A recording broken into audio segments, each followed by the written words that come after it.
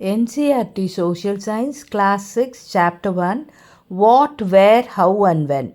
இதை தமிழில் பார்க்கலாம். What can we know about our past? நம்மளோட பாஸ்ட்டை பற்றி நம்ம என்ன தெரிஞ்சுக்கலாம்? நம்ம இந்த பீப்புள்கிட்ட பாஸ்டில் ஜனங்கக்கிட்ட என்னென்னலாம் தெரிஞ்சுக்கலான்னா, அவங்க சாப்பிட்ற சாப்பாடை பற்றி தெரிஞ்சுக்கலாம். அப்புறம் அவங்க போட்டிருந்த ட்ரெஸ்ஸை பற்றி தெரிஞ்சுக்கலாம், என்னென்ன க்ளோத்ஸ் வேர் பண்ணாங்க. ஃபைனலாக அவங்க எங்கே வாழ்ந்தாங்க, ஷெல்டரை பற்றி தெரிஞ்சுக்கலாம்.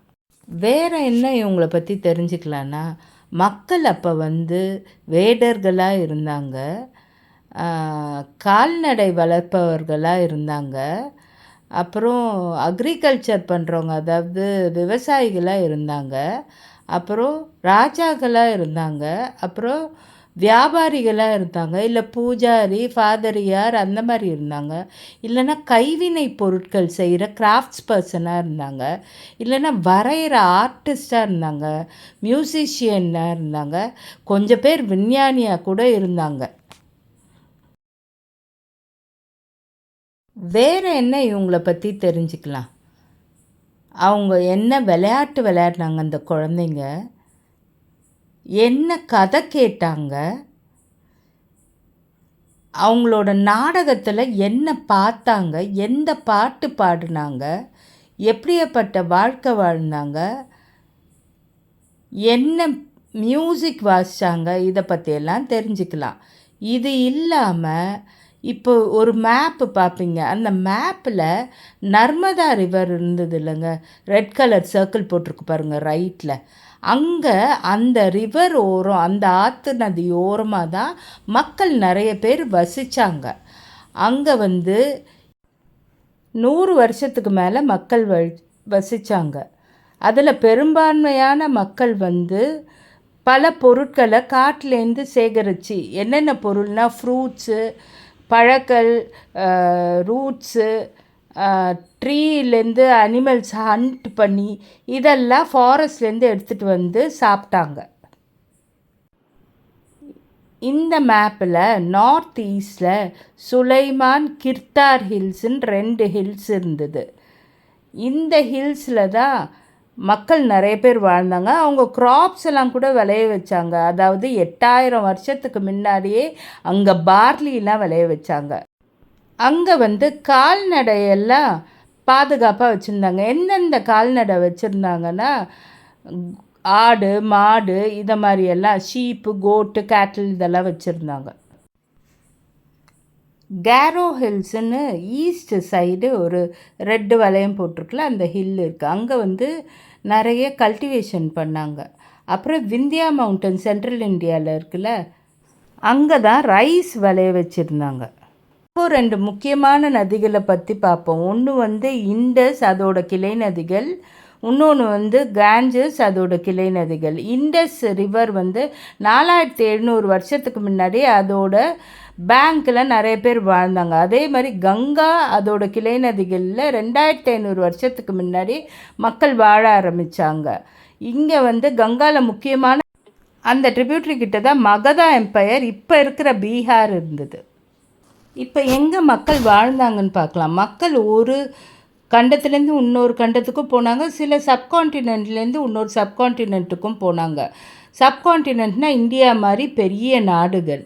சிலர் பெரிய பெரிய மலை, குன்றுகள், அப்புறம் கடல், ஆறுகள் இதெல்லாம் தாண்டி கூட போனாங்க. அப்போ அவங்களோட வாழ்க்கை ரொம்ப பயமாகவும் டேஞ்சரஸாகவும் இருந்தது. இதில் பெண்களும் ஆண்களும் 2 பேருமே ட்ராவல் பண்ணாங்க. அப்போ நிறைய இயற்கை சீற்றங்களை பார்த்தாங்க. சிலது வெள்ளம் மாதிரி அவங்களோட உடைமைகள்லாம் எடுத்துகிட்டு போச்சு. சில டைமில் நிறைய தண்ணி பற்றாக்குறை, கல்டிவேட் பண்ண முடியாமல் அப்படியும் நிறைய கஷ்டம் அனுபவித்தாங்க. சில பேர் ராஜாக்கள் ஒரு கண்ட்ரிலேருந்து இன்னொரு கண்ட்ரிக்கு தன்னுடைய ஆர்மியை எடுத்துகிட்டு போய் கான்கயர் பண்ணாங்க. அதே மாதிரி சில மக்கள் வியாபாரிகளாக இருந்தாங்க. அவங்க கப்பலில் தன்னுடைய வியாபார பொருளை ஒரு இடத்துலேருந்து இன்னொரு இடத்துக்கு எடுத்துகிட்டு போய் விற்றாங்க. அதே மாதிரி சில மத குருக்கள் அவங்களோட மத போதனையை செய்யறதுக்கு ஒரு நகரத்துலேருந்து இன்னொரு நகரத்துக்கும் போனாங்க, ஒரு கிராமத்துலேருந்து இன்னொரு கிராமத்துக்கும் போனாங்க. சில மக்கள் வந்து தன்னுடைய ஹண்டிங் திறனை காட்டுறதுக்காக ஒரு ஃபாரஸ்ட்லேருந்து இன்னொரு ஃபாரஸ்ட்டுக்கு போனாங்க. சிலர் வந்து தன்னுடைய சிந்தனையை மற்றவங்களுக்கு பகிர்ந்துக்கவும் ஒரு இடத்துலேருந்து இன்னொரு இடத்துக்கு போனாங்க. இப்போது நம்ம இருந்த லேண்டோட பேர் என்னென்னா பாரத்ன்னு சொல்கிறாங்க, இல்லை இந்தியான்னு சொல்கிறாங்க. இந்த இந்தியான்ற பேர் எங்கேருந்து வந்ததுன்னா இண்டஸ்ன்ற ஊர்லேருந்து வந்தது. சிந்துன்னு சான்ஸ்கிரிட்டில் சொல்கிறாங்க. இப்போது இந்த மேப்பில் கிரீஸ் அண்ட் ஈரான் 2 ஊர் தெரியுது. ஈரானிய கிரீக்கும் 2500 வருஷத்துக்கு முன்னாடியே இண்டஸை இண்டோஸ்ன்னு சொன்னாங்க. ஸோ அப்பயே நம்ம பாரத்தை பற்றி அவங்களுக்கு தெரிஞ்சிருக்குது. அப்புறமா இப்போது இந்த இண்டஸ் ரிவர்கிட்ட இருந்ததுனால தான் இந்தியாவை இந்தியான்னு சொல்கிறோம். அப்புறம் இதை சில பேர் பரதான்னு சொல்கிறாங்க, நார்த் வெஸ்ட்டில் இருக்கவங்க. இது ரிக்வேதாவில் எழுதியிருக்கு. ரிக்வேதானா என்னென்னா சான்ஸ்கிரிட்டோட பழைய நூலுங்க. இது வந்து 3500 வருஷத்துக்கு முன்னாடி. இப்போது இந்த பாஸ்டில் நம்ம என்ன தெரிஞ்சுக்கிறோம்? நிறைய நூல்கள் எங்கேருந்து தெரிஞ்சுக்கிறோம்? இதை வந்து நிறைய நூல்கள் படித்து தெரிஞ்சுக்கணும். நூல்கள்லாம் எழுதியிருக்காங்க. இதை வந்து செப்பேடுகளில் எழுதுனதுனால இதை மேன்யூஸ்கிரிப்டுன்னு சொல்கிறாங்க. மேன்யூன்ற வார்த்தை வந்து லத்தீன் மொழியிலேருந்து வந்திருக்குங்க. அது எதில் எழுதுவாங்கன்னா பாம் லீஃப், பனை ஓலையில் எழுதுவாங்க. இந்த பனை ஓலை இல்லைன்னா ஒரு ட்ரீ, பர்ச்னு ஒரு ட்ரீ இருக்குது ஹிமாலயா, அதோட பார்க்கில் அதை கட் பண்ணி அதில் எழுதுவாங்க. இந்த மேனுஸ்கிரிப்ட் நிறைய பூச்சிகள் தின்னு டிஸ்ட்ராய் ஆயிடுச்சு, எதுவுமே இல்லை நம்மக்கிட்ட. இந்த பாம் லீஃபில் இருந்ததெல்லாம் புக்காக க்ரியேட் பண்ணி வச்சுருந்தாங்க கிங்ஸு. அவங்க வந்து அதை எதுக்கு யூஸ் பண்ணாங்கன்னா மெடிசன், சயின்ஸு, சில போயம் பாடல்கள் எழுதுறதுக்கு, சில ட்ராமா எழுதுறதுக்கு, பிளேஸ் எழுதுறதுக்கு யூஸ் பண்ணாங்க. இதை சான்ஸ்கிரிட், பிரக்ரித், அப்புறம் தமிழ் மொழிகளில் எழுதப்பட்டு இருந்தது. இந்த எழுத்துக்கள்லாம் எங்கே இருந்ததுன்னா சிலது வந்து கல்லில் எழுதியிருந்தது, சில மெட்டலில் எழுதியிருந்ததுங்க. இதை கிங்ஸ் அண்ட் குவீன் இருந்தாங்களா, நம்மளை ஆட்சி செய்த ராஜா ராணிகள், இவங்க இந்த இன்ஸ்கிரிப்ஷனை பத்திரமா எடுத்து வச்சுருந்தாங்க. அதுலேயே ஓல்டஸ்ட் வந்து கந்தகர், இப்போ ஆப்கானிஸ்தானில் இருக்குது. அங்கே அசோகாவோட பழைய இன்ஸ்கிரிப்ஷன் இருந்ததுங்க. அது அரமிக்ன்ற மொழியால் எழுதப்பட்டு இருந்தது.